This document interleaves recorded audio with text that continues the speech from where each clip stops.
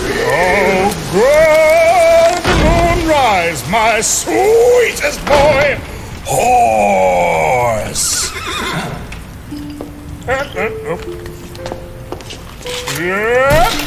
Let me see you, my son.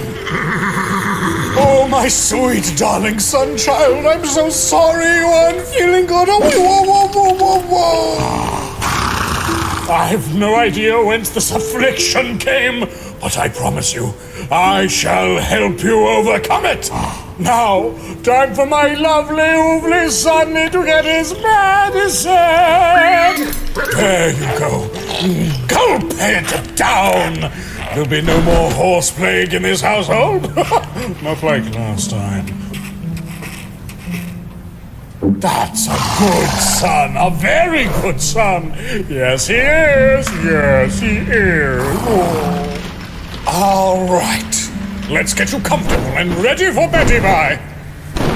Now, you'll need all these blankets to keep warm, my son, to help the humors digest the medicine. Yes, you agree with me, of course you do. But now, you recall our agreement, me, get to shower you in physical affection and worldly possessions, while horse, you get to hear my every woe and finally let me speak my mind. So let us begin. I am now sitting down. Yeah. Oh. Now, my dearest horse, it's become very apparent that my other sons seem incapable of even the simplest cognitive feat, those poo-poo silly baby heads. Take the diablerie, for instance. Marcus goes and does something utterly senseless, and then proceeds to go like, how could I have known? Like he couldn't have put two and two together. That boy did not pay attention during the math class I taught in Swomy. A vampire eating another vampire obviously results in one double vampire. He was supposed to know this without me having to babysit his brain. And he wasn't supposed to be doing something like that in the first place. He was supposed to interrogate and experiment, not gleefully commit war crimes and Well, in any case, his curiosity goes far beyond what I wanted. If he wanted to torture them, he could have kept it to Mario Party. My trust has been broken, not his. And what's more, ever since, he's been heckling me with question upon question about diablerie. Why do they not understand the danger such knowledge brings to them? Do they not trust me? Why shouldn't they? I tell them absolutely everything they would ever need to know and nothing else. It's for their own good, horse. You should know this too. I keep things from you as well. Oh, but it's not like I don't trust any of you. Especially you, my dearest horse. It's just, if I told you all my secrets, your giant brains would implode from the weight, and you'd be hunted for sports in the filthy streets of Norfolk. Or worse, Ipswich. And yet... No, that's not entirely it, is it? Why neglect you, horse? Why do I keep the deep secrets of my vaunted memory vaults from others? Especially you, children who have not betrayed me. Is it truly because this knowledge is too dangerous to be shared? Is it because I want to protect you, and the only way I know how is to keep you ignorant and placid? By creating a self-cannibalizing Ouroboros where you fail to meet my expectations when confronted with trials that you could have overcome if I had just given you the much-needed information. What if I did fully bring you into the light? What would you do with the real truth, horse? Would you die horribly to the things hiding in the dark? Or would you fall in other, far more sinister ways? Or might things actually turn out for the better? Could they? Or would this action only serve? Oh, fucking ass bearers. Sir Caracas! Please be quiet! I'm talking to my horse! Oh, well, that has completely ruined my train of thought. Neighbors. How I loathe the concept. What the fuck was I saying, horse? All right! One of our dearest trips from the top of the Algonquin Club. Now let me set the scene. New York, year 1882. The Frasafin had just been invented, and under the silver lace ceiling from the top floor of the Algonquin Club, two swingers by the name of Dietrich Titella and Horse were cutting up some fucking rug. Dietrich had the sweet honey on his waist, while Horse was heading deep in some of that good spinach shit. Dietrich was about to make some new social security number with his honey. Before he could get any further, the fucking fuzz showed up and started the raid on the speakeasy, so we had to cut more rug. So I hopped on the Horse, and we made our way to the parking lot. Thankfully, our ride was impounded there. When I got there, I strapped Horse to the bottom of the bus and I gunned it. And from there, it was just utter nonsense of hopping state lines and making some new ones, Horse? Hey, hey, hey, hey, hey, hey, hey. Yeah, you remember it. Your brain is humongous. Oh, you should rest now, my boy. Papa's here. Good lad. Big lad.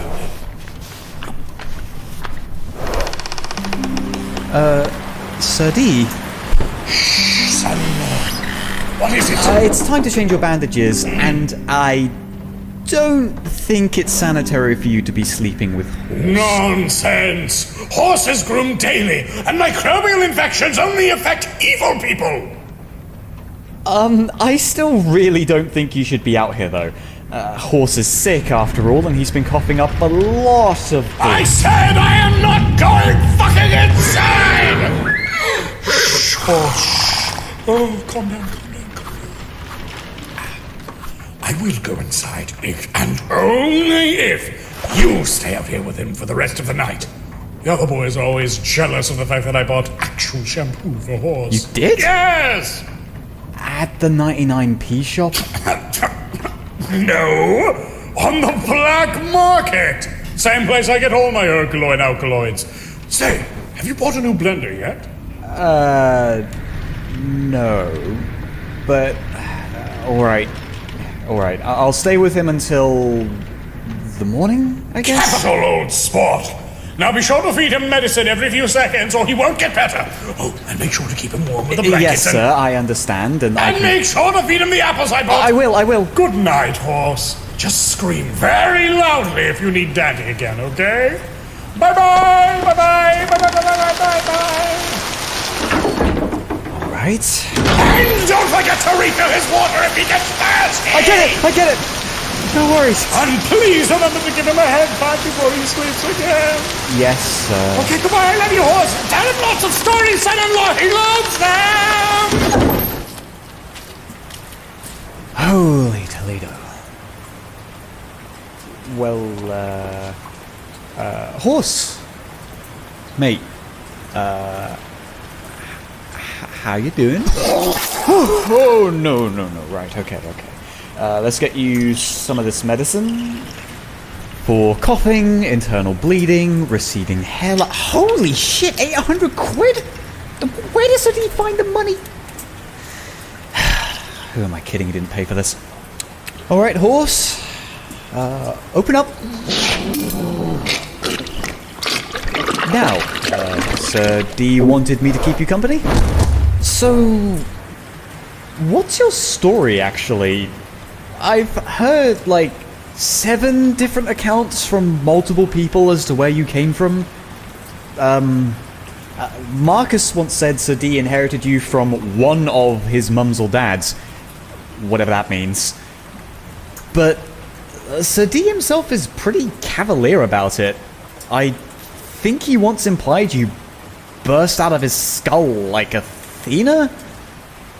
But that might have just been, modern mythology in the making. Right, sorry. Well, I guess the most likely story is Reynolds. The old grouch. He always claimed you were stolen from an old lady near Horsey Beach. But honestly, I'm pretty sure he thought D was the devil even before he got banned from the Arcanum, so I don't know. Ah, shit, I'm sorry, you're not looking too good. I think it's fine to give you a second dose. Man, what even is this stuff? Ah, well. Open wide, horse. Here comes the train. Ow! That is a lot of blood. All over me. Just stay there, horse. I need to... Shit. Fuck.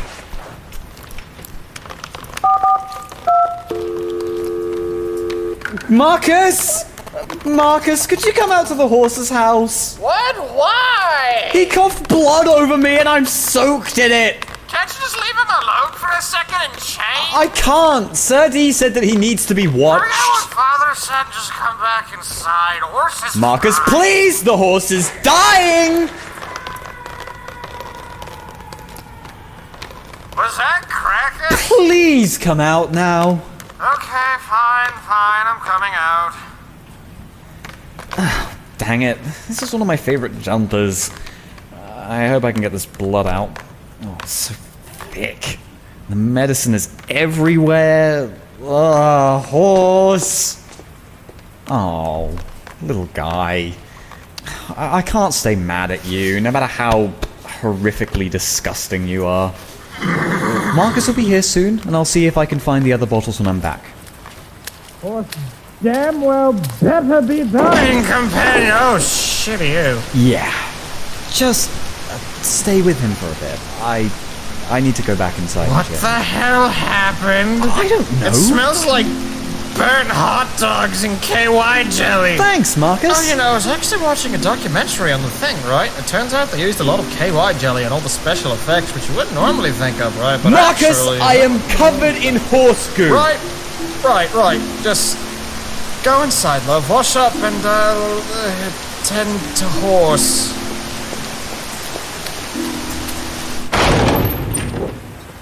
So...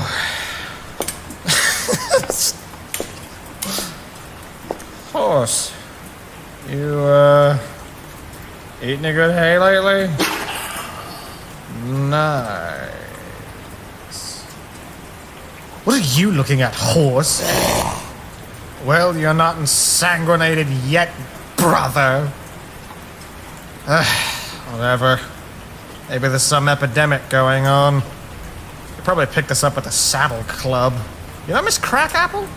She has, like, horse diabetes and horse apnea. And so does her horse. Might be mad horse disease or something. I'm sorry, that's words. Hope Dad's at least serving you top shelf health care and, oh, let's check your pamper kit. Crutches over. Okay, horse, we got your brush and perfume, gourmet carrots, and, wait, is it? Just absinthe? What? How? Is that even allowed? Okay, whatever Father is doing, he is absolutely not helping. You get absinthe as a cure-all. I get frozen burritos on my bruises and an off-brand alcohol variety pack. How does one even make Veritas off-brand? Why do we put up with this? We are sick and in pain. Hell, you know what these are? These are supposed to be crutches. Because I sprained my ankles and then got them shot with a gun. And despite that, these crutches are indeed just the taped together remains of our stilts. And now he has the gall to force us to sit out here, meters from home, in this ancient barn in the middle of a horrifying rainstorm. No. Horse, this won't do. We deserve better. Horse, revolution, I say. We both shall charge our way into the house. We shall boldly strut into his big room with his big bed and his big couch, and with our shared might commandeer it for our own, and then demand immediate aspirin, no matter how thin our blood is. What do you say, brother? Will you lead us? Oh, shit. Ah, okay, damn it all. Where the fuck is the real medicine? This one? Fuck, no, this is Adderall. No, those are mine. Okay, antipsychotics. No, Dad never takes those. Okay, no. Got one. Fuck. Okay, just drink this, horse. I really, really do not need you to die right now. You are our ticket to proper pampering. Okay, fuck. Good. You'll be fine, I think. Right, this medicine should clear you up. Oh, you mind grabbing me the absinthe? Holy shit! Marcus, help me unload these boars. We won't need to buy American rashers anytime soon. Door! Knock next time. Horse is trying to sleep. What? Horse is clearly awake. No, he's ill with horse plague. Father said so, and he's been forcing us to play midwife to him. Forcing? The door was not locked when I tried to open it. Yeah, it's not like he locked us in. So he wasn't forcing you to stay here. He was asking forcefully. Fuck, whatever. Just go. I am going to get the boars out into the freezer. I was hoping you could help me count them. There are many. How many? I don't know. Help me count them. Well, sorry, Door, but we're planning an insurgency here. What? Come now. It will be just a moment. I'm not leaving our brother alone. If it was just 1 gallon of blood, I'd go. But this many? Come on, get serious. He looks to be perfectly not dying at the moment. Well, then maybe you can call Father out. Maybe he should take some responsibility for a change, assuming he can count. Didn't sound like it during his so-called math class he put us through in Finland. Remember that? I remember only the lack of fiends in that cursed land. He refused to give us the answers to any formula, insisting we need to be able to figure them out ourselves. That was the second time I ended up in crutches. Nothing has changed. It is just one other funny little instance in a long line of painful fuck-ups where we end up suffering as pawns in the little game that is his version of reality. Marcus. What, Door? Are you alright? What? I'm asking if you're alright. Yeah, I'm relatively fine. Why wouldn't I be? Because you don't seem like you are. Door? I'm okay. Marcus, please. Just tell me if you aren't. I'm tired of the mental arithmetic that Father no doubt goes through to justify his actions. He could have told us specifically what not to do during the interrogation. He could have told us anything at all, in fact, and we could have planned for them. Then, perhaps, my face wouldn't have been planted into the ground like a common turnip by some shitheel. And you know what's worse? He is still not giving us the full scoop on what diablerie even is. He hops around the questions and talks about his new Ipswich ham meat. Why would I care? Just... Horse is just another sterling example of us having to clean up after he acts upon whatever synapse spasms that happen to roil around his brain at any given time. One more poorly justified thing we have to deal with. I am unaware of what thoughts go on in Father's brain most of the time, or any of the time, but I believe he wants what's best for us. And his ultimate goal is to leave us safe. His failings as a parent I can't condone, but his redaction of information when it comes to hunting the supernatural is needed. Needed? The few things that Father has confided in me about blanks has left me truly and utterly afraid. but even when it left me as frightened as a British child, I had valued the insights he had shared with me. We are fighting against creatures that want to seek us out and kill us. Father has to deal with that fact every time any of us go out for a hunt. Now imagine that fear, but not only applied to our hunts, but every waking moment. I reckon the risk of someone like Camilla, the first vampire, finding out where we live would increase by 400% should we know what he knows. Even now, at this very moment, we cannot know if someone might, in truth, be listening. I do not ask that you forgive Father, but I ask that you rekindle your trust in him, Marcus. I believe very, very deep down that he cares more for us than we may ever know. That's all well and good, Dor, but I can hardly appreciate it when it's buried so deep that I never really see it. He might have good intentions, but if he can't trust me, then I can't trust him. Then don't trust him, Marcus. In the end, the greatest risk is not external. It is us breaking apart from the inside. So, instead of putting your trust in him, put your faith in us, as a family. I can try to do that. Good. I'm glad, Marcus. Yeah, I said try. Don't get your bloody hopes too far up. If you would want, I can watch Horse if you would wake a boy and have him help move the boar corpses into the freezer. Sure, Dor? You just got back. I'll and... be fine, Marcus. Go inside and rest your shot legs. Yeah, okay. Thanks, Dor. No problem at all. You would do the same for me, brother.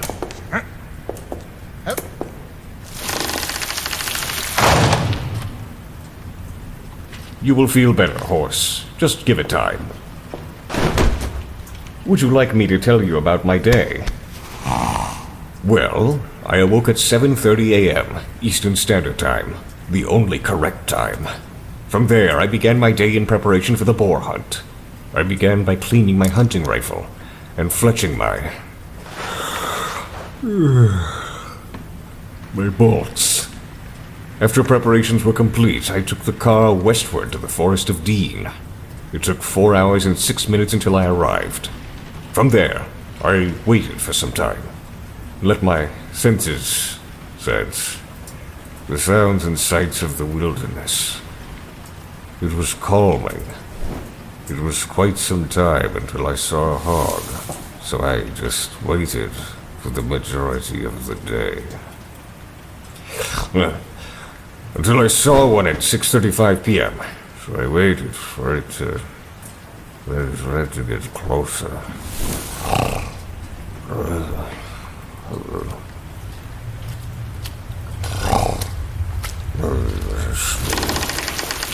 Hello?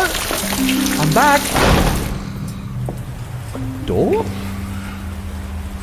Oi. Hello? Door? Door? Okay. God save the Queen! God bless the United States. Fuck, that always works. Oh, must have been a long day. Oh. Yes, what? Oh. What is it? Hello. Yes, what is it? Fell asleep, Gov. So it would seem. I appreciate the awakenment, Captain. Captain? Yes. Why Captain? Marcus told me you received the formal rank of Captain during your time in the military. While I've no respect for lobsterbacks, I recognize your prowess in the field. I would think twice before engaging you in close quarters. Okay, so that was actually a funny joke in our TFC clan. Oh shit! Horse's medicine!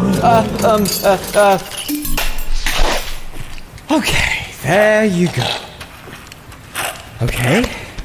Good, Horsey. Good. So Dee told me that Horse apparently likes stories? Affirmative, Captain. Okay. Father read to him quite a lot when he was a foal. Having stories read to us is one of our favorite shared pastimes. A bit odd for a horse, but if D says so. His brain is colossal. Do not underestimate him. Now, please, tell us a story. Preferably one including a CQC encounter. Sure, Gov. I guess I could tell you a story from before Marcus and you lot came back round? I'm keen to hear your feats of Arthurian heroism. Right, so... honestly, not sure how much either of you know since I haven't really talked about myself with anyone but Marcus and Dee, but I was born here in Norfolk. I have had parents here as well, that part you might know. I have 4 siblings, brothers, one sister.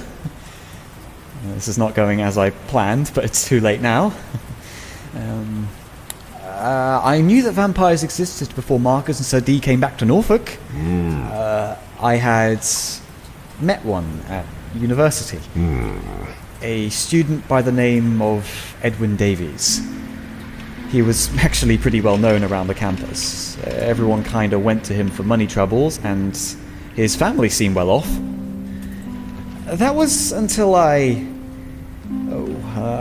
found Sarah, another student, held up in her loft with him. He was feeding on her while she was asleep, and there was a lot of blood. He had cut her open and was eating her organs. Absolutely foul. You should not have had to see such a thing. Yeah, that's appreciated, Dor. So, I got his attention by yelling at him. Something like, "Oi, what are you doing?" And he didn't like that at all, so he stepped away from her and looked at me and... fuck me, I was terrified. He had this look on him, like this look. Anyway, I saw him. His teeth, his fangs, I could see it all. And I couldn't move, but it was different from what Kevin did to us. He took one step towards and just started to ramble about his disdain for having to feed like that on people. Like he was trying to excuse his behavior. Then I remember he was a few centimeters away from me, and I could smell the iron on his breath, and then he just looked at me, into me, and then I saw the knife. But I hit him first. Sarah always had a bat by her door. She was smart like that. And, you know, he wasn't expecting it. But now he was pissed, and I just started to throw things at him. Dirty washing, a lamp, a coffee mug, whatever. He lunged at me. He tackled me out into the hall. I was freaking out. I totally lost my cool. I was flailing, kicking to get him off. He wasn't doing much better, honestly. He was screaming at me about his fucking suit. It was covered in coffee and cream. I remember that. He just kept yelling about the coffee. Never mind the bloodstains. After that, I don't remember much. Just fight or flight at that point. I think we got up. I remember stabbing pain in my side. In the confusion, we meandered from the floor to the hallway window, and eventually I kicked him. Really, really, really hard for once. He went through it. There's an iron fence outside the apartments. He got impaled. The sun didn't rise, but I saw him just fade away. Then some more things happened that I don't want to talk about right now. And after a pretty long time, Sir D came back with everyone, you two included. D really helped put some things into context, gave me some closure, and that helped, truly, it did. It helped me know that it wasn't a person that killed and ate Sarah, I guess, but something else. Something wearing Edwin Davis' skin. I don't really know what that means for me, though. I genuinely liked the bloke. Even up until the last second. Was that too much of a serious story? I'm sorry, Paul. Oh.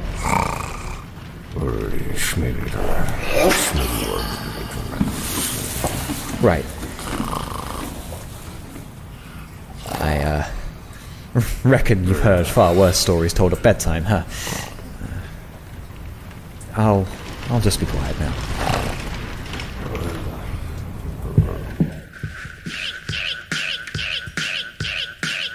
Marcus? Hey, can you come inside and help me? I can't get in the shower by myself because of the cast. Oh boy, alright. Dor fell asleep while watching Horse.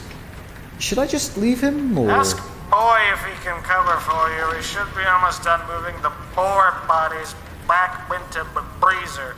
Wait, by himself? He eats a lot of beef. What can I be? Alright, I'll be there in a beckon. Right, well, I'll see you later, I suppose, Horse. You seem to be doing a lot better, so I feel alright about leaving you with Dor. Yell if you need anything.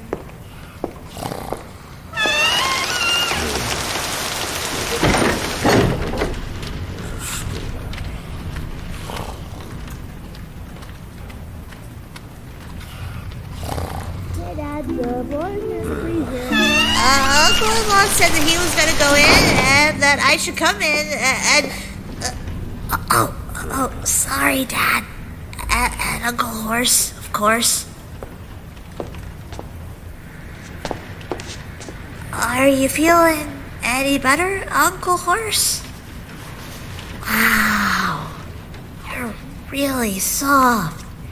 Grampy must have put extra conditioner in your soap's water.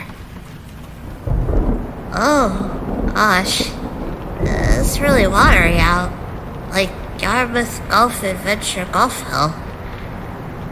You know what? I should let Dad sleep, I think. He can sleep through it right now. He looks comfy. If you don't mind him staying in your house, Uncle Horse. I don't know what that means. It is a really nice house, though. It's cozy, nice lamps, and I like the wall paintings. Or, wait, is that? Oh no, is this your blood? Oh, Alice, that's a lot. I'm sorry for the swear word. Let me just fix your blanket. Must have fell off when you were drinking your... Wait, is this absinthe? Huh. Bottoms up!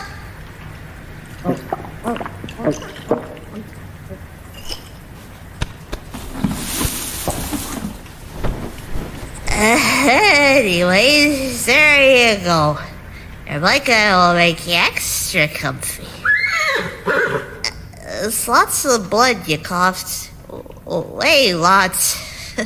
And it almost looks like our house. Funny. Can kind of see the uncles with Grampy. And Dad there. I'll try and find some water to clean it up.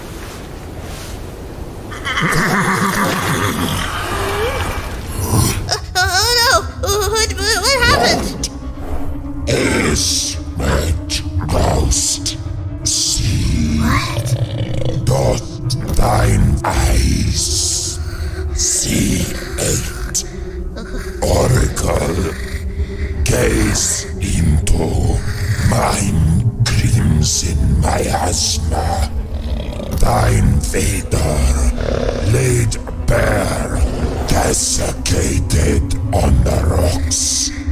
By thy hand, the abbot will know. Of two, one falls, one rises. Damnation. The third eye opens. feed and warm her gullet. The abbot will know the patriarch in mastering Luna ends hamstrung.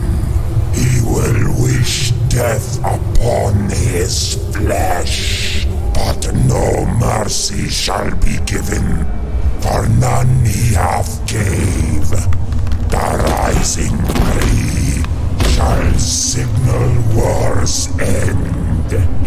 Woe and triumph, the abbot will know from them.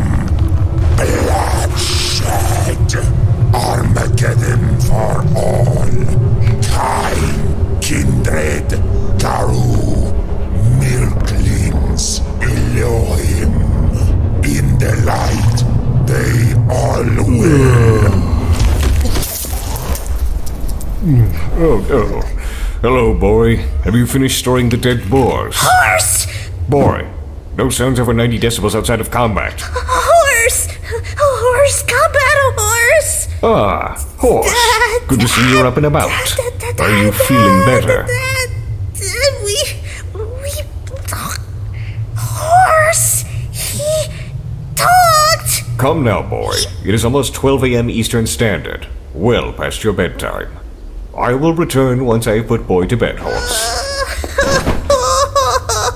Did you drink absinthe again, boy? Not good. No stiff drinks before bed, young man. No, but look. It stopped raining. Now we get to enjoy the smell of wet forest. Maybe we'll see a rainbow tomorrow. Come.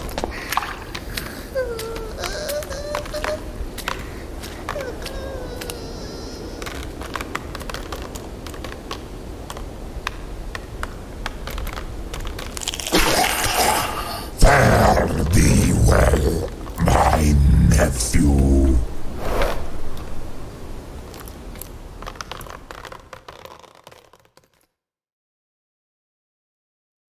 You have listened to an audio drama by Ogre Popinang, with voice work by Speaker D as Big D, Thunder Psyker as Kitten, Zagram as Marcus, Super Anchors as Door, Nostalgia as Boy, and Key Mackenzie as Horse. Background art by Inktooth, and avatar art by Rude Rubicante, Offhawker, Eliphas, and Garrett. Soundtrack by Macker. Sound composition by Carl the Deranged. Mixing by Stringstorm. Animation by Carl the Deranged. Video composition by Alphabuza. With lead writers Blessed, hang on.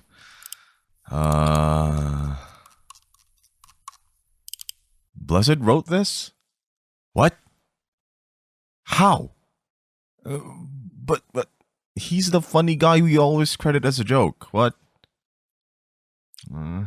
That's so weird. Well, good job, Blessed. You did good. Anyway, script editing by Alphabuza and Speaker D.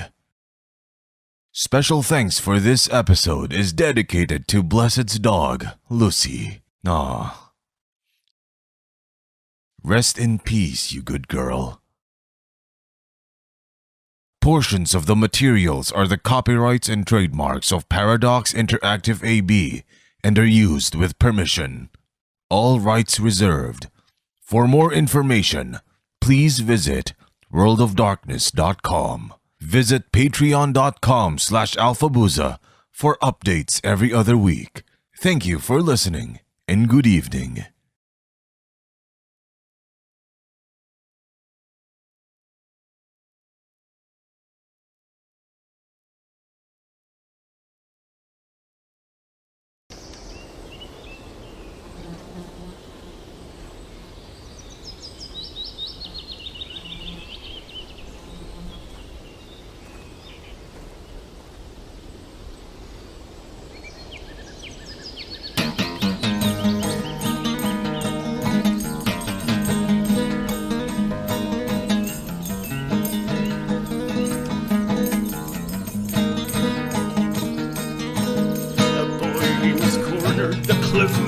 stuck by his grandma with the crossbow and was shit out of luck. The shadow of her frame was blocking out the sun.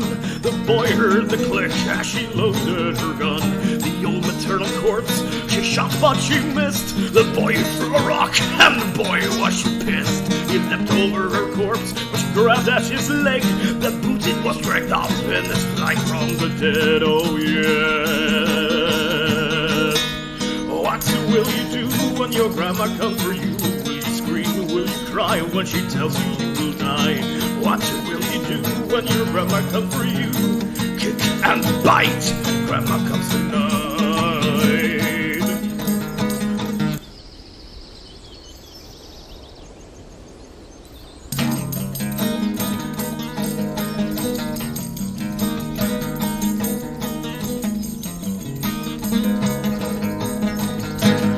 She was pissed, got up on her feet. The boy only ran as fast as he can, pushing his way through the branches and plants. It all seemed too bleak when he came to a creek. The water was deep and he started to swim. Behind him he heard Grandma's howling. He made it across and looked at his grandma. She could not float, she was building a boat.